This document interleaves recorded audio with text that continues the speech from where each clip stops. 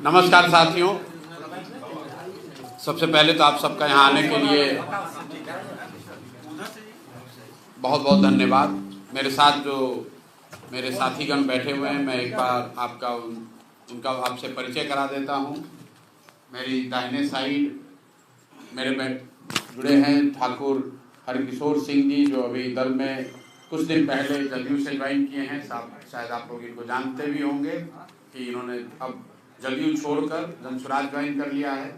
बगल में नवल किशोर राउत जी हैं, जो जनसुराज के मुजफ्फरपुर के प्रभारी हैं।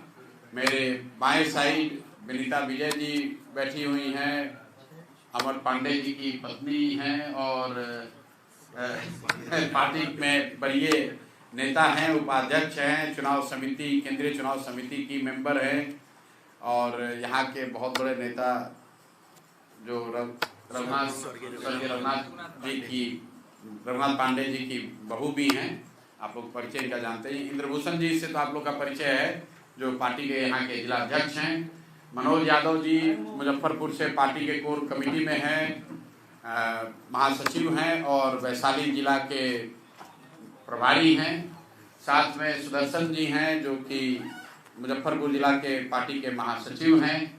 और भैया ये मुजफ्फरपुर के हैं, नाम इनका आप इसलिए नहीं बता रहे हैं कि इनको तो सब लोग जानते ही होंगे। संजय केजरीवाल साहब हैं, मुजफ्फरपुर का अपने सर पे सब उठाए हुए हैं शहर से, हम यही दिखते हैं। और यहाँ बगल में बैठे हुए हैं बीके चौधरी साहब हैं, रिटायर्ड IPS ऑफिसर हैं। इनके पिताजी यहाँ स्वतंत्रता सेनानी थे और 2 बार के विधायक भी रहे हैं। हमारे अफरोज साहब हैं, अफरोज मुखिया, ये भी संगठन के यहाँ बड़े साथी हैं। कुछ और साथी हैं जिनका परिचय मैं करा देता हूँ। यहाँ के मुख्य प्रवक्ता इनका परिचय नहीं करा रहे हैं, मीडिया वालों से इनका आपका परिचय है। लल्लन यादव जी हैं, जो मेरे साथ पटना से आए हैं, मुंगेर से हैं, एक IAS अफसर हैं और इनके पिताजी भी वहाँ से विधायक थे और ये जनसुराज में बड़े साथी हैं, उपाध्यक्ष हैं पार्टी के। मैं आपका इन लोगों का परिचय इसलिए करा रहा हूँ कि कई बार मीडिया ये सवाल करती है कि भैया प्रशांत किशोर के अलावा और कौन है। प्रशांत किशोर तो दिख रहे हैं, इस दल में दूसरा कोई नहीं दिख रहा है। तो हमारे अगल बगल कुछ साथी जो बैठे हुए और बहुत साथी हैं जिनका नाम लिया जा सकता है, लेकिन मैं कुछ उन साथियों का नाम और परिचय आपसे साझा कर रहा हूँ जो मुजफ्फरपुर के जनसुराज की व्यवस्था से जुड़े हुए हैं, जिनका ताल्लुक यहाँ से है। तो आप जो सवाल अभी पूछेंगे तो मेरे से तो पूछ ही सकते हैं, इसके साथ साथ जो भी साथी हमारे साथ डायस पर हैं, मैं आपसे अनुरोध करूंगा कि सवाल उनसे भी पूछिए, सारा सवाल हम ही से मत पूछिएगा। तो अब आपके लिए ये सत्र ओपन कर रहे हैं, जो सवाल आपको पूछना है पूछिए। बहुत बहुत धन्यवाद। रख दी है कितनी बार, 2 साल से तो बात अपनी रख ही रहे हैं। आपका जो सवाल है उसका जवाब देंगे। पहला तो ये कि अभी आपका सफर है, किस सोच के साथ शुरू किया है, इसका जवाब देते हैं। नहीं, ये जो सफर है ये दल बनने के बाद, जैसे मुजफ्फरपुर में करीब 1.5 बरस के बाद आ रहा है।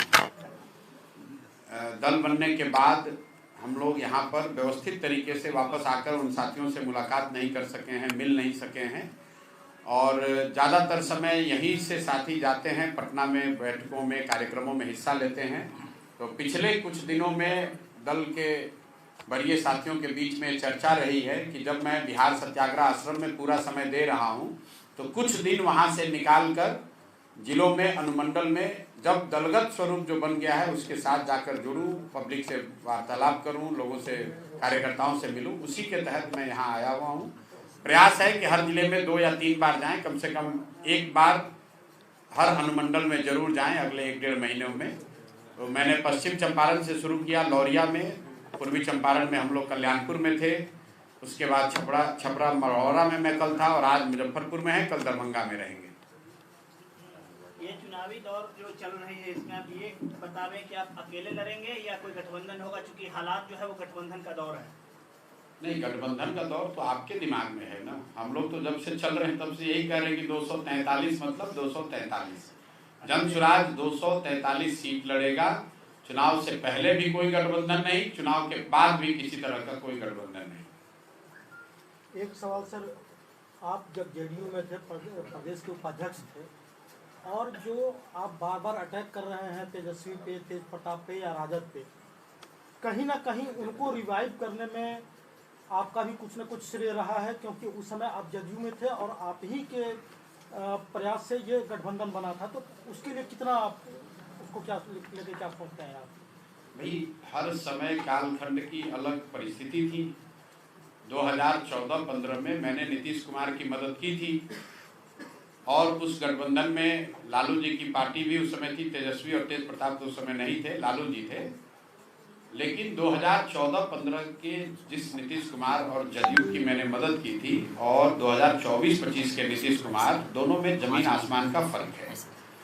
नेता के तौर पर, मुख्यमंत्री के तौर पर और व्यक्ति के तौर पर जिस नीतीश कुमार की मैंने मदद की थी, प्रशासक के तौर पर, मुख्यमंत्री के तौर पर उनकी छवि थी कि बिहार में सुशासन आया है, कम से कम कुछ सुधार होता दिखा था। नीतीश जी की छवि ये थी कि अच्छी सरकार चल रही है जिसमें भ्रष्टाचार पर कुछ अंकुश लगा है, कुछ विकास शुरू हुआ है। और हमको बिहार की राजनीति से कोई बहुत लेना देना नहीं था। हम लोग तो यही चाहते हैं कि बिहार में तरक्की हो। नीतीश जी उस समय उन्होंने अपना पद छोड़ दिया था। नीतीश जी चुनाव नहीं हारे थे। नीतीश जी के दल को लोकसभा में झटका लगा था। नीतीश जी की पार्टी सिर्फ 2 लोकसभा जीती थी। उन्होंने पद से इस्तीफा देकर मांझी जी को मुख्यमंत्री बना दिया था। नीतीश बाबू नवंबर 2014 में हमसे मिलने दिल्ली आए। उनको किसी ने कहा था कि नरेंद्र मोदी का जो अभियान चला है ये करने वाला लड़का बिहार का है। जब नीतीश बाबू हमसे मिले तो मैंने उनसे यही आग्रह किया, एक तरह से सवाल भी किया कि आप बिहार के मुख्यमंत्री थे, जनता ने तो लोकसभा में जदयू को हराया है, आप मुख्यमंत्री पद क्यों छोड़ दिए? तो उनका ये जवाब था कि हमने इतना काम किया, इसके बावजूद जनता ने वोट नहीं दिया, तो मेरा पद पे रहना नहीं बनता है। मेरा सुझाव ये था कि आप वापस मुख्यमंत्री पद पर रहिए और चुनाव लड़ने की जो बात है उसमें जो मदद हो सकती है वो हम लोग करेंगे। मेरे सुझाव पर नीतीश जी अपने ही बनाए हुए मुख्यमंत्री मांझी जी को उन्होंने हटाया भी, वापस मुख्यमंत्री भी बने। उनका प्रेस कॉन्फ्रेंस जाकर देख लीजिएगा। बिहार की जनता से उन्होंने माफी भी मांगी, क्योंकि लोकतंत्र में आपको ये अधिकार नहीं है कि आपको मुख्यमंत्री जनता ने बनाया, आप हटा के किसी दूसरे को बना दीजिए। लोकतंत्र में आपका अधिकार नहीं है। तो इस बात के लिए नीतीश कुमार ने माफी भी मांगी, वापस मुख्यमंत्री बने। जब वो मुख्यमंत्री बन गए तो मैंने उनकी मदद की और उस मदद की वजह से या कुछ उसमें मेरा भी योगदान रहा होगा, वो लोग जीत कर भी आए, उसमें कोई दिक्कत नहीं है। लेकिन आज जो नीतीश कुमार की सरकार है उसको करीब करीब लोग लालू जी के जंगल राज से भी बदतर मान रहे हैं। लोग बता रहे हैं कि लालू जी के टाइम में अपराधियों का जंगल राज था, अब आज जो नीतीश कुमार है ये अधिकारियों का जंगल राज है। दूसरी बात, नेता के तौर पर जिस नीतीश कुमार की मैंने 14-15 मदद की थी, वो नीतीश कुमार थे जिन्होंने गैसल पश्चिम बंगाल में एक रेल दुर्घटना हुई थी। नीतीश बाबू तब रेल मंत्री थे। इन्होंने अपने पद से इस्तीफा दिया, वाजपेयी साहब ने इनका इस्तीफा मंजूर नहीं किया। तो नीतीश बाबू का पब्लिक स्टेटमेंट है, जाकर देख लीजिए। इन्होंने कहा कि मेरे पद पर रहते हुए अगर 200 से ज्यादा लोगों की मृत्यु हो गई तो मैं कैसे पद पर रहूंगा। आज वही नीतीश कुमार, कोविड में हजारों लोग उनकी दुखद मृत्यु हो गई और नीतीश कुमार घर से बाहर नहीं निकले। अंतिम जो राजनीतिक मोरालिटी की बात है, 14-15 में नीतीश कुमार चुनाव हारे नहीं थे, लेकिन फिर भी राजनीतिक मोरालिटी के आधार पर पद छोड़ दिया था। आज नीतीश कुमार 2020 में चुनाव हार गए हैं। 243 की विधानसभा में उनके 42 विधायक हैं, तो चुनाव तो हार गए हैं, लेकिन फिर भी कोई ना कोई गठबंधन बनाकर, कभी राजद का लालटेन पकड़कर, कभी भाजपा का साथ लेकर पद पर बैठे हुए। तो जिस नीतीश कुमार का विरोध हो रहा है ये वो नीतीश कुमार है जिनकी राजनीतिक मोरालिटी खत्म हो गई है, जिनके सुशासन का जो तगमा लगा हुआ था वो कहीं हट गया है और सिर्फ उनकी प्राथमिकता आज कुर्सी पर बने रहना है, इसलिए उनका विरोध कर रहा है। एक अंतिम बात समझ लीजिए कि लोकतंत्र में, 1 मिनट खाली समझ लीजिए इस बात को। आप लोग ये जो सवाल करते हैं कि पहले मदद किए थे, भाई लोकतंत्र में सपोर्ट, समर्थन, वोट 5 वर्ष के लिए है। चुनाव तो 5 वर्ष पर होता है ना। तो आपने एक बार जिसको वोट दे दिया फिर जीवन भर उसी को वोट देते रहिएगा। लोकतंत्र में यह कहा गया है कि आपका जिस नेता पर, विचार पर, दल पर भरोसा है उसके साथ खड़े होइए, उसको वोट दीजिए। लेकिन अगर वो दल, वो नेता आपके आशा के अनुरूप काम न करे तो नागरिक होने के नाते आपकी ये जवाबदेही है कि जिस मजबूती से आपने उनकी मदद की है उसी मजबूती से उनका विरोध भी कीजिए, वरना तो लोकतंत्र ही खत्म हो जाएगा। एक बार आपने नीतीश को वोट दे दिया, मोदी को वोट दे दिया, आप जीवन भर उसी को वोट देते रहिए। नहीं, मेरा सवाल ये था कि आरजेडी को फिर से खड़ा करने में कहीं ना कहीं आपकी भूमिका रही, क्योंकि आपने गठबंधन बनवाया। हमारी भूमिका उस समय बिहार में नीतीश कुमार को वापस मुख्यमंत्री बनाने में थी, बिहार में एक अच्छी सरकार चले इसमें थी, बिहार में 7 निश्चय का प्रोग्राम बने इसमें थी। उसमें अगर आरजेडी को कुछ फायदा हो गया, रिवाइव हो गए, तो ये उनकी किस्मत है। और अगर मान लीजिए एक बार को कि हमारी मदद से वो बढ़ भी गए, तो आप उस चीज को सुधारने के लिए प्रयास भी मैं ही कर रहा हूं। आप तो उसके लिए उस समय भी कुछ नहीं कर रहे थे, अभी भी कुछ नहीं कर रहे थे। अगर 15 को मेरी गलती मान भी लीजिए, तो भी 25 में उसको सुधारने के लिए अपने जीवन का सब कुछ दांव पर लगाकर मैं ही तो प्रयास कर रहा हूं।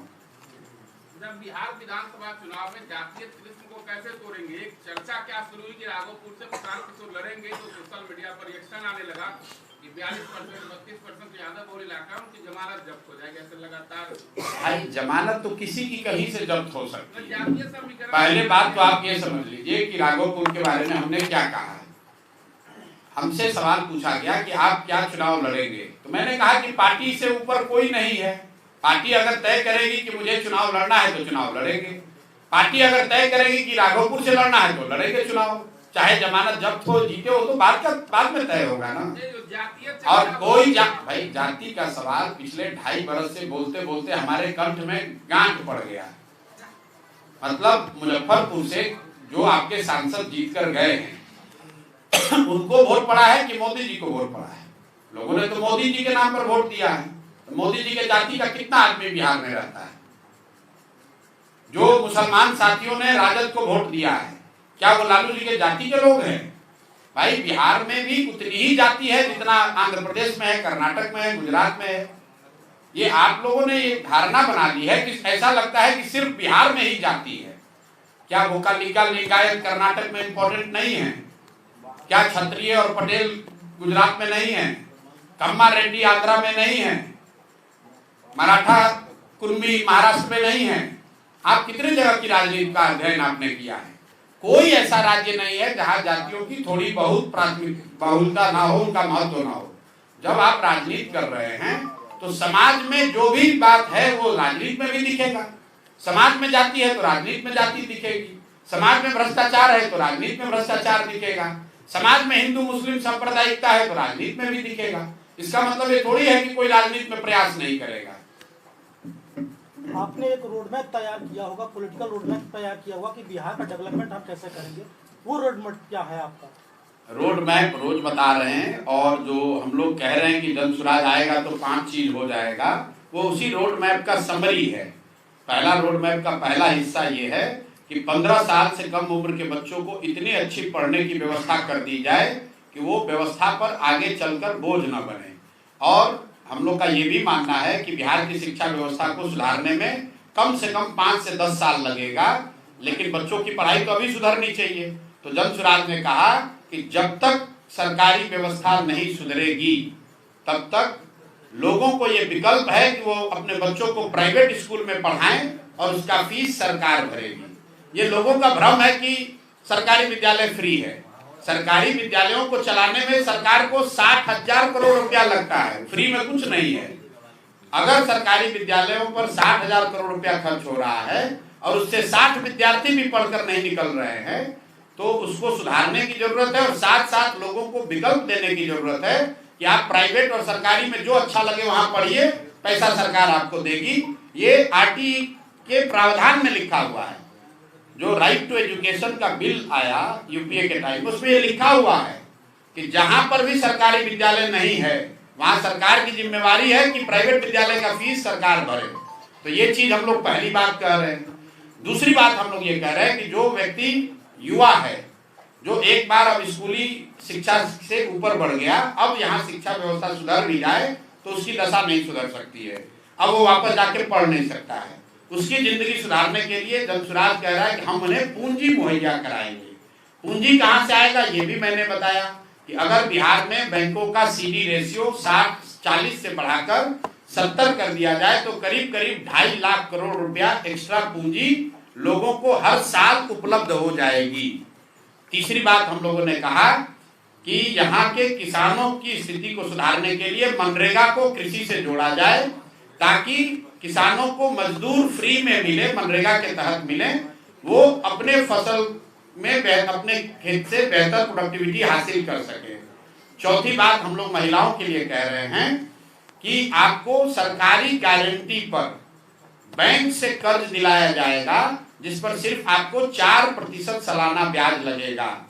इसका मतलब क्या है कि बजट से सिर्फ 6,000 करोड़ रुपए के खर्चे पर करीब करीब 1 लाख करोड़ रुपया का लोन यहाँ के महिलाओं को, युवाओं को दिलाया जा सकेगा रोजी रोजगार के लिए।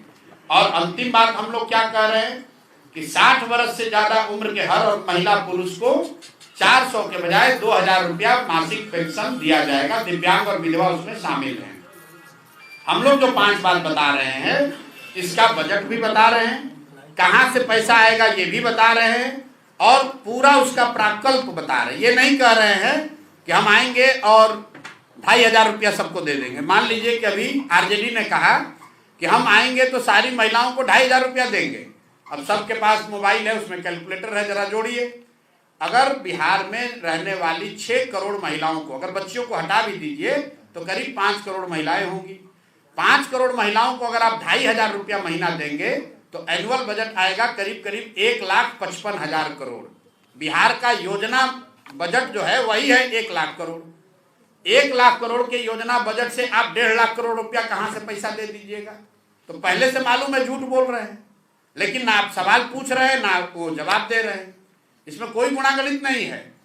बिहार का बजट है 3 लाख करोड़, उसमें योजना मद में अवेलेबल बजट है 1 लाख करोड़ और आप कह रहे हैं कि एक योजना में 1.5 लाख करोड़ रुपया देंगे। तो पहले ही ये स्वीकार कर रहे हैं कि आप गलत बोल रहे हैं सबको और कोई सवाल नहीं कर रहा है। एक दूसरा सवाल, जैसा कि आपने मनरेगा की बात चर्चा की है, मनरेगा में जो वेज रेट जो है वो अब काफ़ी कम हो गया है दैनिक बनस्पत मार्केट के। उनको 245 रुपया अभी भी मिल रहा है, मार्केट में उनको 400 से 500 के बीच में मिल रहा है। एक बार फिर से पलायन काफ़ी तेज हो रहा है मजदूरों का, इसको लेकर क्या प्लानिंग अपने? देखिए ऐसा है कि पहली बात तो आप ये समझिए कि ये जो थियोरेटिकल बात आप लोग बताते हैं कि बिहार में मजदूरी 300 रुपए है और मनरेगा 245 है। बिहार में आज भी 80% लोग, फिर से लिख लीजिए इसको, 80% लोग दिन में 100 रुपया नहीं कमाते हैं। 100 रुपया नहीं कमाते हैं। कहाँ 245 रुपया कौन कमा रहा है यहाँ? अगर 245 रुपया कमाएंगे तो प्रति व्यक्ति आय यहाँ पर 75,000 होना चाहिए। प्रति व्यक्ति आय बिहार में 34,000 रुपए है। अगर पटना और बेगूसराय को हटा दीजिए तो प्रति व्यक्ति आय यहाँ पर 25,000 रुपया से कम है। तो ज्यादातर लोग 100 रुपया दिन का नहीं कमा रहे हैं। जहां तक आपने बात कही कि मनरेगा में 245 है, अन्य राज्यों के मुकाबले कम है। केरल में मनरेगा का रेट अभी 700 रुपया कर दिया है और यहाँ पर 245 दे रहा है। उसकी एक वजह यह है कि मनरेगा का जो यूटिलाइजेशन है बिहार सरकार का वो इतना कम है, पिछले वर्ष में 39%। तो 100 में 60 रुपया तो हम लोग दिल्ली से लेकर ही नहीं आए और जो पैसा आया उसमें 40% कमीशन कट रहा है, वो आप लोग को हमसे बेहतर मालूम है। अगर मनरेगा का जो बिहार का पूल है उतना पैसा ले लिया जाए और उन मजदूरों को बेकार का ये मिट्टी काटने और एसेट क्रिएशन के नाम पर उनको बंदरबाट न किया जाए, किसानों को एलोकेट कर दिया जाए, तो किसान तो उन मजदूरों का उपयोग करेंगे, उससे उन मजदूरों को पलायन नहीं करना पड़ेगा। और किसानों की एक जो बड़ी समस्या है मजदूरों के न होने की, यहाँ पर नकदी फसल की खेती क्यों नहीं हो रही है, उसमें सबसे बड़ी समस्या है मजदूरों की अनुपलब्धता। तो इसीलिए हम लोग कह रहे हैं कि जो किसान भी नकदी फसल की खेती करेगा उसको मनरेगा के तहत मुफ्त मजदूर दिया जाएगा। इससे रोजगार बढ़ेगा, मनरेगा के फंड का यूटिलाइजेशन हो पाएगा, इससे करप्शन कम होगा और किसानों को बड़े पैमाने पर लाभ होगा। हो गया भैया? जनसुराज जो ज्वाइन कर रहे हैं सब टिकट के लिए ज्वाइन कर रहे हैं, तो उसको किस प्रकार टिकट देने का आधार क्या रहेगा? भाई कोई भी जो राजनीतिक दल में ज्वाइन करता है, जो भी राजनीति करता है, राजनीति करने वाले हर कार्यकर्ता की, एक्टिविस्ट की ये इच्छा होती है कि जीवन में वो भी चुनाव कभी ना कभी लड़े। और जनसुराज में भी जो लोग जुड़ रहे हैं, अगर वो चुनाव लड़ना चाहते हैं तो ये कोई गुनाह तो है नहीं। जनसुराज विधायक तो लड़ाएगा ही, हम लोग तो कह रहे हैं कि हम लोग मुखिया भी लड़ाएंगे, हम लोग प्रमुख भी लड़ाएंगे, समिति पंचायत में भी लड़ाएंगे, वार्ड सदस्य भी लड़ाएंगे। तो कम से कम 1.5 लाख लोग अगले 2 साल में 25 में विधानसभा और 26 में पंचायती राज मिलाकर 1.5 लाख लोग तो चुनाव लड़ ही सकते हैं। इसमें क्या दिक्कत है? आपने कहा आधार क्या होगा? आधार हम लोगों ने जारी किया है कि उम्मीदवारों के चयन का आधार क्या होगा, वो बिंदुवार। जनसुराज एकमात्र ऐसा दल है देश में, सिर्फ बिहार में नहीं, जिसने बिंदुवार जारी किया है कि उम्मीदवारों का आवेदन पहले लिया जा रहा है। अब जो अभी प्रक्रिया चल रही है, 12,000 से ज्यादा लोगों ने आवेदन दिया है पैसा देकर, और उनका मूल्यांकन किस आधार पर किया जा रहा है वो भी बिंदुवार आपको डॉक्यूमेंट जारी किया गया है। हर आदमी जिसने आवेदन दिया है उसको बताया भी जा रहा है कि भाई इन 10 बिंदुओं पर तुम्हारा मूल्यांकन किया जाएगा। अब वो मूल्यांकन जब पूरा होगा तो जून जुलाई में मूल्यांकन का रिजल्ट आपको दिखेगा।